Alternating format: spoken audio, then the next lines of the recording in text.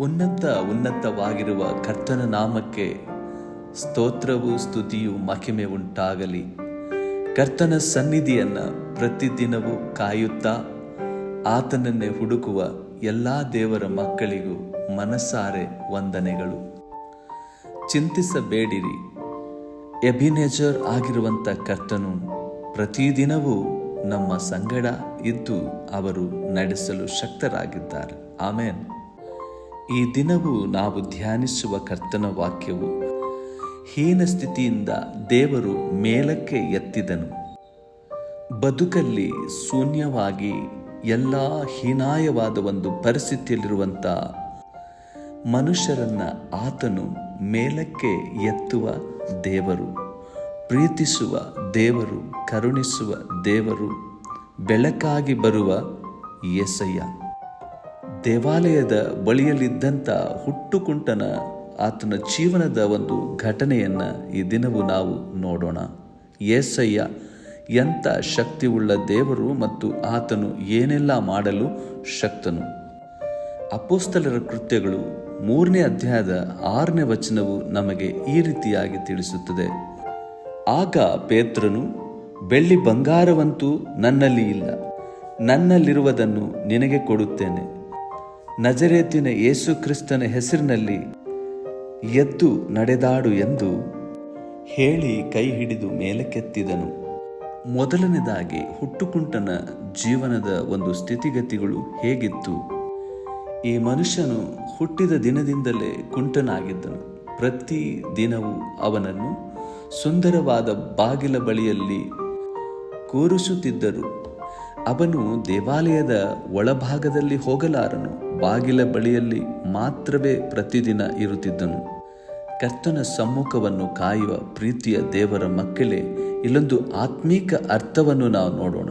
ಕೆಲವರು ದೇವರ ಹತ್ತಿರ ಇದ್ದರೂ ದೇವರ ಅನುಭವದಿಂದ ದೂರವಾಗಿರುತ್ತಾರೆ. ದೇವಾಲಯದ ಬಾಗಿಲಿನವರೆಗೂ ಬಂದರೂ ಆಶೀರ್ವಾದದ ಒಳಗೆ ಪ್ರವೇಶಿಸದೆ ಬದುಕುತ್ತಾರೆ. ಸಮಸ್ಯೆಗಳು ಅವರನ್ನು ಬಾಗಿಲ ಬಳಿಯಲ್ಲೇ ನಿಲ್ಲಿಸಿಬಿಡುತ್ತದೆ. ಇಂದು ಅನೇಕರು ಪ್ರಾರ್ಥನೆಗೆ ಬರುತ್ತಾರೆ, ಸಭೆಗೆ ಬರುತ್ತಾರೆ, ಆದರೆ ಮನಸ್ಸಿನಲ್ಲಿ ಮುರಿದು ಹೋಗಿರುತ್ತಾರೆ. ನೋಡಿ, ಇಲ್ಲಿ ಅವರು ಬಾಗಿಲಿನ ಹತ್ತಿರ ಇದ್ದರೂ ಸಂತೋಷದೊಳಗೆ ಸೇರುತ್ತಿಲ್ಲ. ಎರಡನೇದಾಗಿ, ಜನರು ಸಹಾಯವನ್ನು ಮಾಡಿದರು, ಆದರೆ ಆತನನ್ನು ಸಂಪೂರ್ಣವಾಗಿ ಬದಲಾಯಿಸಲು ಸಹಾಯ ಮಾಡಲು ಆಗಲಿಲ್ಲ. ಪ್ರತಿದಿನವೂ ಯಾರೋ ಹೊತ್ತುಕೊಂಡು ಬರಬೇಕಾಗಿತ್ತು, ಆದರೆ ಯಾರು ಆತನ ಜೀವಿತವನ್ನು ಬದಲಾಯಿಸಲು ಆಗಲಿಲ್ಲ. ಪ್ರಿಯರೇ, ಇಲ್ಲೊಂದು ದೊಡ್ಡ ಸತ್ಯವಿದೆ. ಮಾನವರು ಕೆಲವೊಮ್ಮೆ ಸಹಾಯ ಮಾಡಬಹುದು, ಆದರೆ ಯೇಸು ಮಾತ್ರವೇ ಸಂಪೂರ್ಣ ಪರಿವರ್ತನೆ ಕೊಡಲು ಬಲ್ಲನು. ಮಾನವನ ಸಹಾಯ ತಾತ್ಕಾಲಿಕವೇ.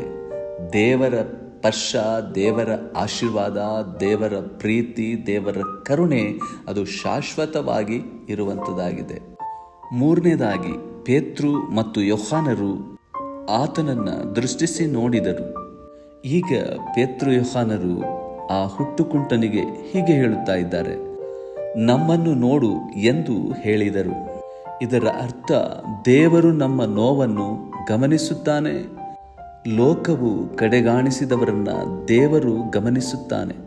ಅಂದರೆ ಲೋಕವು, ಲೋಕದ ಜನರು ಎಲ್ಲರೂ ಮರೆತು ಹೋಗುತ್ತಾರೆ, ಆದರೆ ದೇವರ ಪ್ರೀತಿ ಎಷ್ಟು ಹತ್ತಿರ ಇದೆ ಎಂದು ನಾವು ನೋಡ್ತೇವೆ. ಆತನು ಎಷ್ಟು ಹತ್ತಿರದವನು. ಆಮೇನ್. ಜನರು ನಿನ್ನನ್ನು ಮರೆತಿರಬಹುದು, ಜನರ ಲೆಕ್ಕದಲ್ಲಿ ನೀನು ಇಲ್ಲದೆ ಹೋಗಿರಬಹುದು, ಆದರೆ ಯೇಸು ಕರ್ತನು ನಿನ್ನನ್ನು ನೋಡುತ್ತಾ ಇದ್ದಾನೆ, ಪ್ರೀತಿಸುತ್ತಾ ಇದ್ದಾನೆ, ನಿನ್ನ ಬಳಿಯಲ್ಲಿ ಇರಲು ಯಾವಾಗಲೂ ಇಷ್ಟಪಡುತ್ತಾನೆ. ನಾಲ್ಕನೇದಾಗಿ, ಪೇತ್ರು ಮತ್ತು ಯೋಹಾನರು ಹೇಳುವಂಥ ಒಂದು ವಿಶೇಷವಾದ ಮಾತು ಏನೆಂದರೆ, ಬೆಳ್ಳಿ ಬಂಗಾರ ನಮ್ಮಲ್ಲಿ ಇಲ್ಲ. ಇನ್ನೂ ಅವರು ಹೇಳುತ್ತಾರೆ ಏನೆಂದರೆ, ನಮ್ಮ ಬಳಿಯಲ್ಲಿ ಯಾವ ಹಣವೂ ಇಲ್ಲ, ಆದರೆ ಅವರ ಬಳಿಯಲ್ಲಿ ಏನಿತ್ತು ಗೊತ್ತಾ?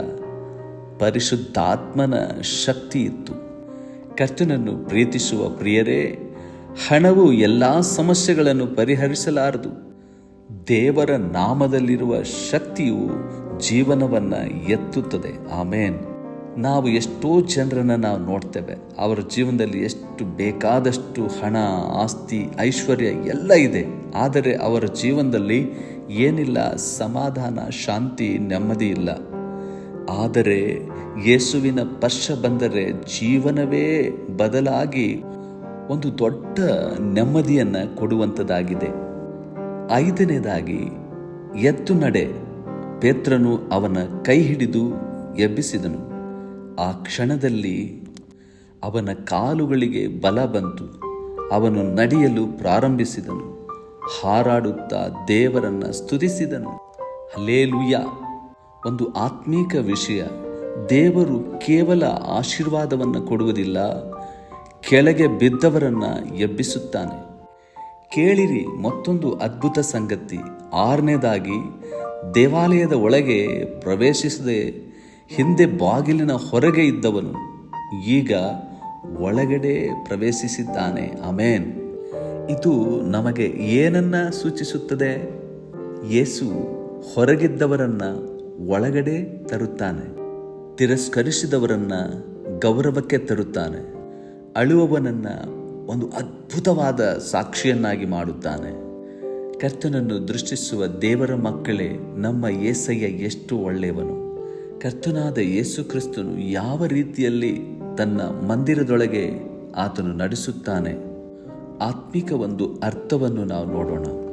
ಕೆಲವೊಬ್ಬರು ಬಾಲ್ಯದಿಂದಲೇ ಗಾಯಗಳೊಂದಿಗೆ ಬದುಕುತ್ತಾ ಇರುತ್ತಾರೆ, ಪಾಪದ ಬಂಧನದಲ್ಲಿ ಸಿಲುಕಿರುತ್ತಾರೆ. ಕುಟುಂಬದ ಶಾಪ, ವ್ಯಸನ, ಭಯ, ನಿರಾಸೆ ಇತ್ಯಾದಿಗಳು ಇವುಗಳೊಂದಿಗೆ ಬದುಕುತ್ತಾ ಇರುತ್ತಾರೆ. ಲೋಕವು ಹೇಳುತ್ತದೆ, ಇವನ ಜೀವನ ಅಷ್ಟೇ, ಇವನು ಕುಂಟ, ಭಿಕ್ಷಗಾರ. ಲೋಕವು ತೀರ್ಪು ಮಾಡಿ ಬಿಟ್ಟು ಬಿಡುತ್ತದೆ, ಇವನ ಜೀವನ ಅಷ್ಟೇ. ಆದರೆ ಕರ್ತಾದಿ ಕರ್ತನು, ದೇವಾದಿ ದೇವನು, ರಾಜಾದಿ ರಾಜನು, ಅಲ್ಫವು ಒಮೆಗವಾಗಿರುವಂಥ ಕರ್ತನು ಹೇಳುತ್ತಾನೆ, ಮಗನೇ, ಮಗಳೇ, ನೀನು ನನ್ನನ್ನು ನಂಬುವುದಾದರೆ ನಾನು ನಿನ್ನ ಜೀವನದಲ್ಲಿ ಎಲ್ಲವನ್ನ ಹೊಸದಾಗಿ ಮಾಡುತ್ತೇನೆ. ಆಮೇನ್. ಇಲ್ಲಿ ಮತ್ತೊಂದು ವಿಚಾರ, ಹಣ ಇದೆ, ಔಷಧ ಕೊಡಬಹುದು, ಆದರೆ ಆರೋಗ್ಯ ಕೊಡಲಾರದು. ಹಣವಿದೆ, ಮನೆ ಕಟ್ಟಬಹುದು, ಆದರೆ ಸಮಾಧಾನ ಕೊಡಲಾರದು. ಯೇಸುವಿನ ನಾಮ ಮುರಿದ ಜೀವಿತವನ್ನು ಎಬ್ಬಿಸುತ್ತದೆ. ಆತ್ಮಿಕ ಕುರುಡರು, ಕುಂಟರು, ಹೀಗೆ ಜೀವನದಲ್ಲಿ ನಿರಾಸೆಯಾಗಿ, ಬಲಹೀನರಾಗಿ, ಶಾಪಗ್ರಸ್ತರಾಗಿ, ಶಾಪದ ಬಂಧನದಲ್ಲಿ ಕಟ್ಟಲ್ಪಟ್ಟವರಿಗೆ ಒಂದೇ ಒಂದು ಹೆಸರು, ನಜರೇತಿನ ಯೇಸುವಿನ ನಾಮದಲ್ಲಿ ಎದ್ದು ನಡೆ ಎಂದು ಹೇಳಬೇಕು. ಇದು ಕೇವಲ ಒಂದು ವಾಕ್ಯವಲ್ಲ, ಇದು ಅಧಿಕಾರದ ಘೋಷಣೆಯಾಗಿದೆ. ಯೇಸುವಿನ ನಾಮದಲ್ಲಿ ಬಂಧನಗಳು ಮುರಿಯುತ್ತವೆ, ಪಾಪಿಗಳು ಬದಲಾಗುತ್ತಾರೆ, ಅಸಾಧ್ಯವಾದದ್ದು ಸಾಧ್ಯವಾಗುತ್ತದೆ. ಫಿಲಿಪ್ಪಿ 2ನೇ ಅಧ್ಯಾಯದ 10ನೇ ವಚನವು ಏನು ಹೇಳುತ್ತದೆ? ಯೇಸುವಿನ ಹೆಸರಿನಲ್ಲಿ ಪ್ರತಿಯೊಂದು ಮೊಣಕಾಲು ಬಾಗಬೇಕು. ಪ್ರಿಯ ಸಹೋದರ ಸಹೋದರಿಯರೇ, ಇಲ್ಲಿ ಪೇತ್ರನು ಅವನ ಕೈ ಹಿಡಿದನು. ಇದೊಂದು ಅತ್ಯಂತ ಸ್ಪರ್ಶವಾದ ಭಾಗ. ಪೇತ್ರನು ಕೇವಲ ಪ್ರಾರ್ಥಿಸಲಿಲ್ಲ, ಅವನನ್ನು ಎಬ್ಬಿಸಲು ಕೈ ಹಿಡಿದನು. ಇಲ್ಲಿ ಒಂದು ಸೇವೆಯ ರಹಸ್ಯವನ್ನು ನಾವು ಕಾಣ್ತೇವೆ. ನಿಜವಾದ ಸೇವೆ ದೂರದಿಂದ ಮಾತಾಡುವುದಲ್ಲ, ಕುಸಿದು ಬಿದ್ದವರನ್ನು ಎಬ್ಬಿಸುವುದು. ಜೀವನದ ಒಂದು ಉದಾಹರಣೆ, ಒಬ್ಬನು ನಿರಾಸೆಯಲ್ಲಿ ಮಲಗಿದ್ದಾಗ ಒಂದು ಪ್ರಾರ್ಥನೆ ಆ ಮನುಷ್ಯನಿಗೆ ಬಹಳ ಮುಖ್ಯವಾಗಿದೆ. ಒಂದು ಪ್ರೋತ್ಸಾಹ ಆತನ ಜೀವಿತವನ್ನು ಬದಲಾಯಿಸುವಂಥದ್ದಾಗಿದೆ. ಒಂದು ಪ್ರೀತಿಯ ಮಾತುಗಳು ಆತನ ಎಲ್ಲ ನಿರಾಸೆಗಳನ್ನು ಮರೆತು ಹೋಗುವಂತೆ ಮಾಡುತ್ತದೆ. ಅವನ ಜೀವನವೇ ಬದಲಾಗುವಂಥ ಸಂಗತಿಗಳು. ಆ ಹುಟ್ಟುಕುಂಟನ ಕಾಲುಗಳಿಗೆ ಯೇಸು ಕ್ರಿಸ್ತನ ಪುನರುತ್ಥಾನದ ಶಕ್ತಿಯು ಮುಟ್ಟಿತು. ದೇವರ ಕಾರ್ಯವು ಸಂಪೂರ್ಣ ಮಾಡಿತು. ದೇವರು ಅರ್ಧ ಆಶೀರ್ವಾದ ಮಾಡುವರಲ್ಲ. ಅವನು ಬರೀ ನಡೆಯುವಂತೆ ಮಾತ್ರ ಮಾಡಲಿಲ್ಲ, ಹಾರಾಡುವಂತೆ ಮಾಡಿದನು. ಮೊದಲು ಆತನು ಕುಳಿತನು, ನಂತರ ನಿಂತನು, ನಂತರ ನಡೆದನು, ಕೊನೆಯಲ್ಲಿ ಹಾರಾಡುತ್ತಾ ದೇವರನ್ನ ಸ್ತುತಿ ಮಾಡಿದನು. ಕರ್ತನಲ್ಲಿ ದೇವರ ಮಕ್ಕಳೇ, ಇಲ್ಲಿ ಮತ್ತೊಂದು ಸತ್ಯವನ್ನು ನೋಡೋಣ. ಪಾಪದಿಂದ ಮುರಿದ ಮನುಷ್ಯನನ್ನು ದೇವರಿಂದ ಅದು ದೂರ ಇಡುವಂಥದ್ದಾಗಿದೆ.